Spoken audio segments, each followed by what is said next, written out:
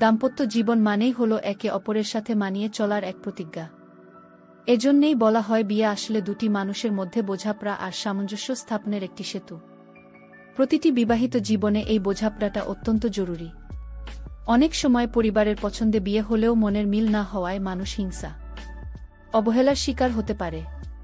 তাই বিয়ের আগেই নিজেদের ভবিষ্যৎ, আর্থিক অবস্থা, মানসিকতা এবং পারিবারিক বিষয়গুলো নিয়ে খোলাখুলি আলোচনা করে নেওয়া উচিত। আমার নাম প্রিয়া, আর 5টা মেয়ের মতোই ছোট থেকে একটা সুন্দর সংসারের স্বপ্ন দেখতাম। আমি এমন একজন জীবনসঙ্গী চেয়েছিলাম যে আমাকে খুব ভালোবাসবে, যার মধ্যে রোমান্টিকতা থাকবে এবং যে আমার সব বিষয়ে খেয়াল রাখবে। সেই স্বপ্ন নিয়েই আমার বিয়ে হয়েছিল রোহনের সাথে। বিয়ের পর প্রথম সবকিছু স্বপ্নের মতোই ছিল। বাসর রাতে রোহনের ভালোবাসার আদর পেয়ে মনে হয়েছিল আমি আমার স্বপ্নের রাজকুমারকে পেয়ে গেছি। কিন্তু সেই সুখ বেশিদিন স্থায়ী হল না। বিয়ের মাত্র 1 সপ্তাহ পর থেকেই আমি বুঝতে পারলাম আমি যা চেয়েছিলাম তা হয়ে পাইনি। আমার স্বামী রোহন সারাদিন বইয়ের পাতায় ডুবে থাকত। তার জীবনের একমাত্র লক্ষ্য ছিল আইএএস অফিসার হওয়া। এই স্বপ্নের পেছনে সে গত 5 বছর ধরে ছুটছিল, কিন্তু কিছুতেই সফল হতে পারছিল না। হাল ছাড়ার পাত্র সে ছিল না। তার বিশ্বাস ছিল একদিন সে সফল হবেই।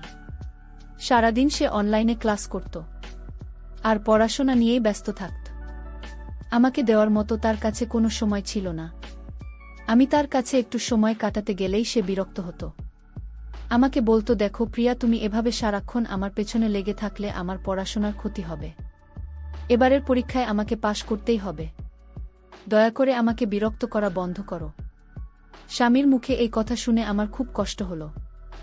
একদিন আমি তাকে বলেই ফেললাম, তুমি তো গত 5 বছর ধরেই পরীক্ষা দিচ্ছ, কিন্তু পাশ করতে পারোনি। এবার এমন কি হবে যে তুমি পাশ করে যাবে? আর তোমার যদি পড়াশোনা করার এত ইচ্ছে ছিল তাহলে আমাকে বিয়ে কেন করেছিলে? এই বাড়িতে কি একজন কাজের লোকের দরকার ছিল? সেই জন্যই কি আমাকে বিয়ে করে এনেছো যাতে আমি সারাদিন বাড়ির সব কাজ করি, তোমার বাবা মায়ের সেবা করি? এর বিনিময়ে আমি কি তোমার থেকে একটু ভালোবাসা আশা করতে পারি না? এই বিয়ের তাহলে অর্থ কি দাঁড়ালো? তুমি শুধু নিজের স্বপ্ন পূরণের কথাই ভাবছ। আমার স্বপ্নের কি হবে? আমার সব কথা শুনে রোহন আমার কাঁধে হাত রেখে শান্ত করার চেষ্টা করল। বলল, প্রিয়া, শান্ত হও। আমি একবার আইএস হয়ে গেলে তোমার সব স্বপ্ন পূরণ করব। এই বলে সে বই খাতা নিয়ে পাশের ঘরে চলে গেল। সেদিন আমার মনটা খুব ভারাক্রান্ত ছিল। মনের বোঝা হালকা করার জন্য আমি আমার সবচেয়ে কাছের বান্ধবীকে ফোন করে সব কথা খুলে বললাম। সব শুনে সে আমাকে বরকে নিজের দিকে ফেরানোর জন্য একটা বুদ্ধি দিল। আমাদের বাড়িতে রোহনের এক বন্ধু আসত, যার নাম সুমন। রোহন আর সুমন একসাথে পড়াশোনা করত। একদিন সুমন যখন আমাদের বাড়িতে এলো, আমি আমার বান্ধবীর কথামতো রোহনের মনোযোগ কাড়ার জন্য সুমনের সাথে গিয়ে কথা বলতে শুরু করলাম। কিন্তু আমার এই আচরণ দেখে আমার শাশুড়ি আর রোহন দুজনেই খুব রেগে গেল। তারা আমাকে ধমক দিয়ে বলল, প্রিয়া, তুমি বাড়ির নতুন বউ, সবার সাথে এত কথা বলার দরকার নেই, ভেতরে যাও। সেদিন আমি বুঝতে পারিনি তারা কেন আমাকে সুমনের সাথে কথা বলতে বারণ করেছিল। এর পেছনে কারণটা আমি পরে বুঝতে পেরেছিলাম, যখন আমার বান্ধবী দেওয়া বুদ্ধিটা আমার জন্য একটা বিপদ ডেকে এনেছিল। আমি আসলে চেয়েছিলাম সুমনকে ব্যবহার করে রোহনকে ঈর্ষান্বিত করতে, যাতে সে আমার প্রতি একটু বেশি যত্নশীল হয়। তাই আমি রোহনকে দেখিয়ে দেখিয়ে সুমনের সাথে খুব মিষ্টি করে কথা বলছিলাম। আমার পরিকল্পনা কিছুটা কাজও করেছিল। রোহন যে মনে মনে বলছিল তা তার মুখ দেখেই বোঝা যাচ্ছিল। আর এটা দেখে আমি মনে মনে খুশিই হচ্ছিলাম। কিন্তু সমস্যা হলো, অন্য জায়গায় আমার মিষ্টি ব্যবহারকে সুমন ভুলভাবে নিয়েছিল। সে ভেবেছিল আমিও তার প্রতি আগ্রহী। একদিন সে আমার ঘরের ভেতরে একটা চিঠি ছুঁড়ে ফেলে দিল। চিঠিতে লেখা ছিল, প্রিয়া বৌদি, কাল সন্ধ্যায় তোমার সাথে পার্কে দেখা করতে চাই। আমি সেটার সময় তোমার জন্য অপেক্ষা করব। চিঠিখানা পড়িয়া আমার মাথা গরম হয়ে গেল, কারণ সেই চিঠিতে অত্যন্ত নোংরা ভাষায় লেখা ছিল যে সে আমাকে ভোগ করতে চায়। আমাকে দেখে নাকি তার চাহিদা জেগেছে এবং সে আমাকে অনেক ভালোবাসা দেবে। তার এই নোংরা মানসিকতার পরিচয় পেয়ে আমার ভীষণ রাগ হলো। আমি ঠিক করলাম এর একটা বিহিত করতেই হবে। তার মনের ভুল ধারণা ভাঙানোর জন্য আমি সেদিন সন্ধ্যায় পার্কে গিয়েছিলাম, কিন্তু পার্কে গিয়ে দেখি সুমন সেখানে নেই। ঠিক তখনই আমার ফোনে একটা অচেনা নম্বর থেকে ফোন এলো। ফোনটা ছিল সুমনের। সে আমাকে ফোন করে বলল, বৌদি, তুমি আমার বাড়িতে চলে এসো, আমার শরীরটা ভালো লাগছে না, তাই আমি বাইরে যেতে পারছি না। তার কথা শুনে রাগে আমার শরীর জ্বলে উঠছিল। তার ভুল ধারণাটা একেবারে শেষ করে দেওয়ার জন্য আমি তার বাড়িতে গেলাম। গিয়ে দেখি তার বাড়ির দরজা খোলাই আছে। আমি দরজায় দাঁড়িয়ে তার নাম ধরে কয়েকবার ডাকলাম, কিন্তু কোনো সাড়া না পেয়ে আমি ঘরের ভেতরে ঢুকে পড়লাম। ভেতরে গিয়ে দেখি সুমন বিছানায় বসে আছে।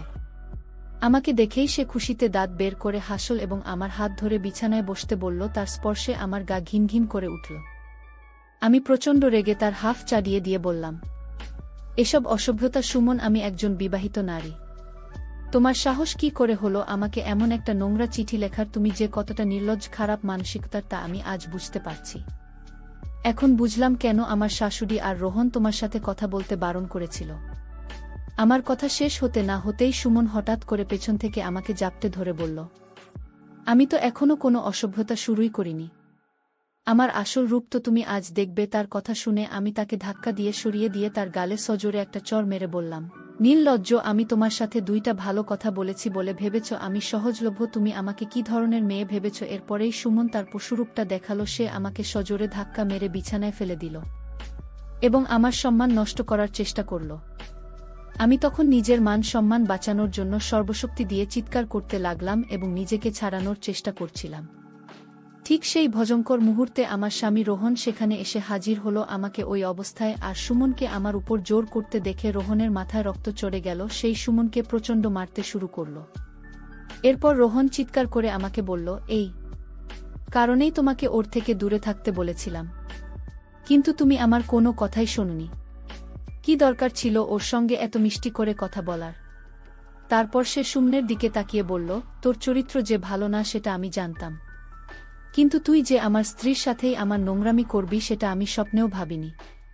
চিক, তোর মতো বন্ধুর সাথে আমি এতদিন মিশেছি, আজ থেকে তোর আর আমার বন্ধুত্ব শেষ। সেদিনের ঘটনায় আমি খুব লজ্জিত এবং অনুতপ্ত ছিলাম।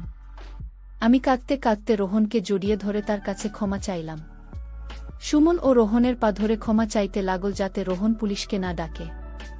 সেদিন আমি বুঝতে পেরেছিলাম বরের মনোযোগ পাওয়ার জন্য আমি যে পথ বেছে নিয়েছিলাম তা কত বড় ভুল ছিল।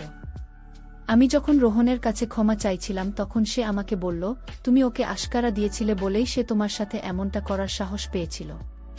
তবে রোহন আমাকে আরও বলল, প্রিয়া, আমি তোমাকে অনেক ভালোবাসি। আমার মনোযোগ পাবার জন্য তোমার অন্য কিছু করার কোন দরকার নেই। আমি একবার পরীক্ষায় পাস করিনি, তারপর তোমার সব স্বপ্ন আমি পূরণ করব। কিন্তু আমাকে কিছুটা সময় দাও আর আমাকে একটু বোঝার চেষ্টা করো। সেদিন আমি আমার ভুল বুঝতে পেরেছিলাম আর রোহনকে কথা দিয়েছিলাম যে আমি তার পাশে থাকব। এরপর থেকে আমি রোহনের পড়াশোনায় যতটা সম্ভব সাহায্য করতাম। আমাদের বিয়ের 1 বছর পূর্ণ হয়েছে আমার পাশে থাকার জন্য এবং সহযোগিতায় রোহন এবার পরীক্ষায় পাস করেছে এবং তার পূরণ হয়েছে। সে এখন গর্ব করে সবাইকে বলে যে আমি তার পাশে ছিলাম বলেই সে আজ সফল হতে পেরেছে।